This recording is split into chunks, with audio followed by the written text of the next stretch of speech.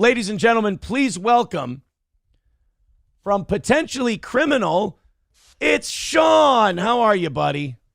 Hi, I got a Zoom link. I was like, oh shit, are we going to troll court now? No court, please. No, thank you. That's today that, I'm here cleaning up. Yeah, you were kind of doing cleanup, dude. I made a booking last night, and I didn't know the people I booked were hammered. So, well, but you were like nice. I said, you want 3/5 of a guest. Here you go. That 3/5 joke on the stream you just did about a subject I will not comment on was very, very funny. I tried. You made me, and I was wait, was I a house or a field? I think I was field, wasn't I? I think you were. I think you were. You put me out in the field. You didn't get to sleep in the big house no more. I didn't get to sleep in the big house with Massa Johnny. What happened? Besides, you need to zoom back out. You can't see. I got up for you, just for you. Oh, thank you. In the background. No. In the background, I got something up just for you. Oh, do you? Yeah. I'm excited. I can't wait to see what it is. It is Stoney's related? Yeah. Of course it is. Come back this way. Besides, you're making me look fatter than I am. Hold on, I just fucked up. I'm so bad at this. Hold on. We're going to get... Hey, there it is. There it is. Let's bring this way, and then I'm fucking this up completely. And there you go. Let's come back over like that. All right. Well, man, I tell you what, you have been having, I think fair to say, a lot of fun with the remnants of my past life, I guess I could say. Yes, we call it that. I'm an anthropologist, just sifting through the wreckage. Yeah, you oh man, and I don't think anybody's called the whole thing like as correctly as you have. And you will get shit. I tell you, Nick will throw down on Twitter with you about how wrong and stupid and fat and sandwich loving you are. And then it's funny because the exact thing that you say is going to happen ends up happening to a T. It's like I've done this before. Yeah. Not myself doing cocaine and then exposing juveniles to it. And then I haven't done that part. Yeah. Oh, you've never had a cop accidentally touch a kid's hair with cocaine on it? No, but it's like I've been through this before. I understand the whole thing. And remember, hold on one second. It's a disaster. It's the curse of the toe. Every time I either book someone or have someone on, something tragic and terrible happens. Now somebody just got a concussion. Yeah. In Sean's house because I decided to book them. So, no, we had my old special guest. He wanted to come in, so I had to grab him. So, like, what's this been like? This dog doesn't live in the bathroom. Poor dog. Yeah, a lot of innocent bystanders in this whole thing. Yes. But you this has to be kind of weird though still for you cuz like you guys were friendly, I guess, as much as you can be friendly on the internet, and now I remember when this started you were just being a pragmatist. You were just kind of calling it down the middle, and then it seemed like one day there were enough like personal jabs where you just kind of went, "You know what? Fuck it." I mean, kind of. I mean, I guess at the end of the day, it's just you're just seeing everything that's going on, and when somebody turns into, it just makes it. They just turn into the joke of what they were, and then where they go, and I'm just like, all right, well, fuck it. I guess this is where we are. Yeah. And I still want somebody to do better, but if they won't do better for themselves, and I've been nice about it, I guess my next step is, all right, well, I'm gonna ride your ass until maybe that'll help. Yeah, I mean, really, if somebody doesn't want to get better, then the next thing you do is you start breaking their balls, and or at the very least, they just kind of became, for you, it just seems like it became just content. It's like, forget the personal angle of it; it's your content now. Mm-hmm. Sure, and I mean, it's because I decided to tell PPP this. Well, actually, I think PPP was surprised when I admitted to it. He's like, "Well, this is all about this life falling apart." I'm like, "Yeah, I'm covering people having the worst fucking day of their fucking lives." Yeah. The worst day of their life, they murdered somebody, or somebody they know got murdered, or this that happened, or that happened. Yeah, isn't that how? That's what this is. That's how Nick made his bones too, though. I mean, you can't really complain when it's your turn. The old hammer nail analogy people have been using. It's not that. It's all in the game, man. It's all in the game. Yeah, and when you're in the middle of the game, it seems a lot more fierce. People writing in the chat, Nick made you, Sean. He made too much of me, if that's the case. I look, man. It's weird because like people still like reach out to me and they're like they want like inside scoops, and I'm like, dude, I've been gone for a long fucking time and not looking back. Like it's so also weird. Nick, if you're watching this, see, this is a conversation you can listen to that's not going to get you in trouble. just out there, Nikki. This is for you too, buddy. I'm being such a good boy about keeping quiet on shit. I know, that's why I'm doing it for you. Thank you. So it is so odd though to like watch what used to be part of my life, but now I'm watching it as a spectator. Like it's very strange because it almost like, to me it feels like an interactive video game where you're like you try to you think they're main characters, but they're NPCs because you're like, no, go this way. If you go away, you won't get a felony charge. If you go here, this won't happen. If you go here, but you're just watching them all just make the opposite decision, and just you're watching the explosion of somewhere you used to be. Like it's the familiarity mixed with the unfamiliarity of it, if that makes sense, is really still kind of strange to me. It's weird that I'm part of lore now, and the Nick lore, and it's about it's just the whole thing about it. Yeah, it's very weird covering it when you know it intimately more than you would most of the other stories you'll ever deal with. Well, that's funny because you talk about like the downfall and all that, and I was only there for that part, and I didn't know anything about this world before the guy did a comedy show with us. So like to watch you guys and learn all this other shit, and like I watch you guys, or I watch that AI Google documentary thing they did about Nick and like all the steps. And I'm like, holy shit, maybe if I would have saw some of this beforehand, I might have, steered clear, but such is life. To be fair, I didn't, when you're riding in the airplane as it's crashing, you're like, I don't know, this can't be that bad.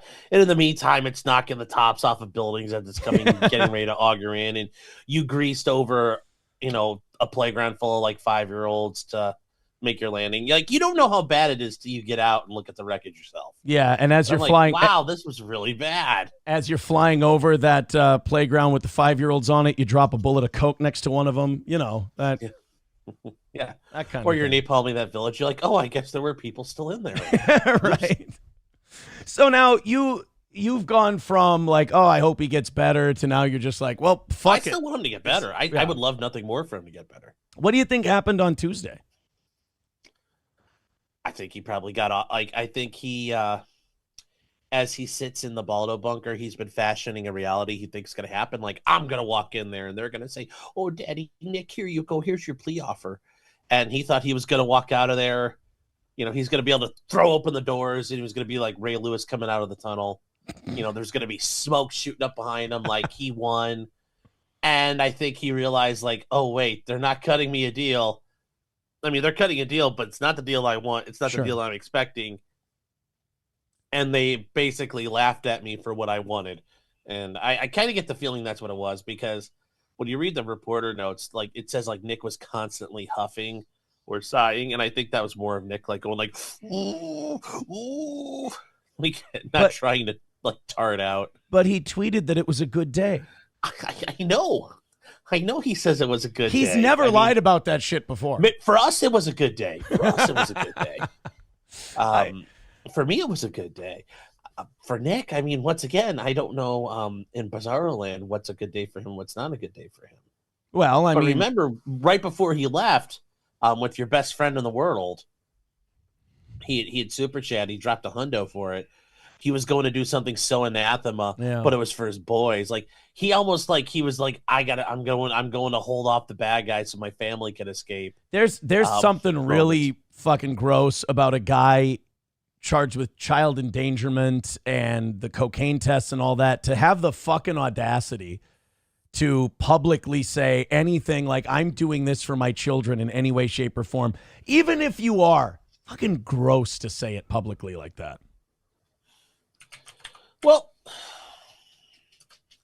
I mean, I don't disagree with how you phrase that, but I think it's better if I'm the one talking all the shit, not you, more than anything at this point. Just saying. All right. I think it makes it better for you, and I'd rather I do all the Oh, shit I see what talking because I understand. I get it. I think I've just never, I don't know anything about like scheduling or not scheduling, settlement conferences or yeah. anything. Not yet. Now But I don't know 100%, not yet, but soon you will learn. But no, from my understanding, like they were trying to come up with something, and I think for Nick, he just wasn't ready to accept whatever it was they came up with for him. And I think he's going to have to sit and ruminate on it, and hopefully he understands it's not going to get better. yeah, so this They're not wouldn't, all of a sudden they're not all of a sudden going to come in and go, "Oh yeah, you're right. We don't have a case. Here you go." so this wouldn't be, I'm trying to, like, this wouldn't be them bending to him on No, I don't Tuesday. think so. There's no reason for them to have bent to him at this point. Like we already know a bunch of stuff, and we know it because it did the things that haven't happened.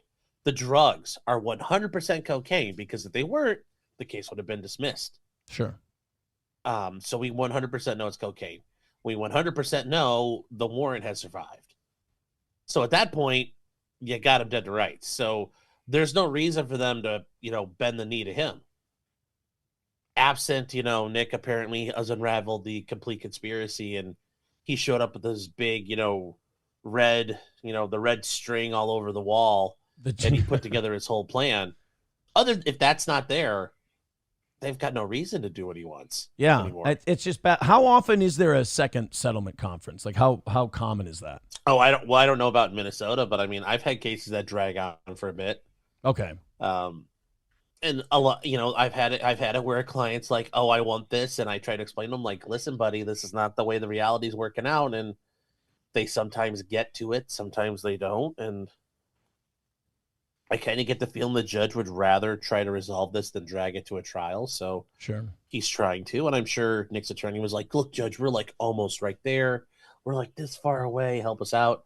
I've been in that position too. We're like, "This is the deadline hearing," and you're like, "Judge, give me like another week or two. Yeah. I promise we can take care of this, and you don't have a trial." And judges love when you basically take that off their calendar. So Sure. let's probably give him another chance. All right. Well, before we head out here, where do you see it going? Where do you think it goes from here, or has this one been kind of unpredictable to the point where it's hard to make a prediction? I mean, it's involving a lol cow at this point, so who knows where it's going to go? I think it's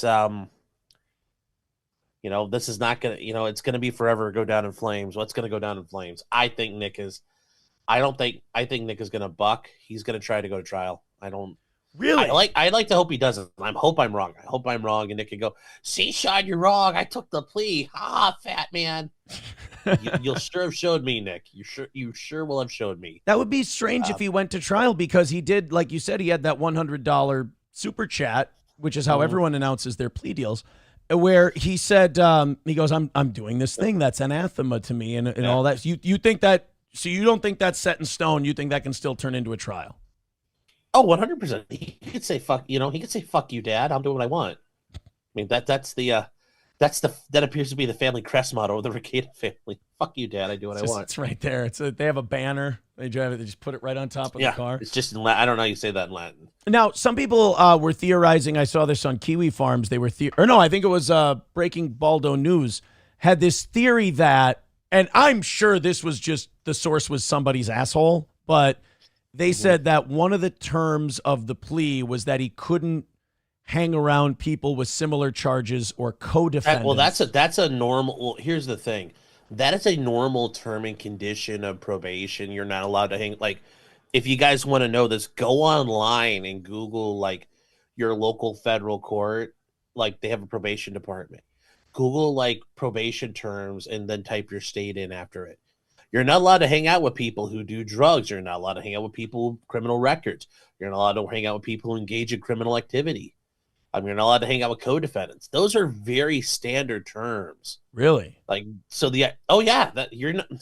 yes, because the idea is you fucked up and now you're here. And part of the courts, yes, there is an idea the courts are meant to punish you, but they actually do believe they're meant to rehabilitate you. And part of rehabilitating you is buck breaking you out of your old ways. And part of your issue is you're doing coke, your life turned into a fucking shit pile. We need to fix that, and we need to make sure you start undo. And since you can't be an adult, and because you did all these dumb things, or if you're a criminal, you're breaking into people's houses. We need to like forcibly correct you here, and part of that is we get to decide who you hang out with, because if you hang out in stupid places with stupid people, and you're generally going to make stupid decisions. Yeah. Well, we're going to eliminate the stupid people out of your life. We're not going to let you go to stupid places, and we're not going to let you do stupid things.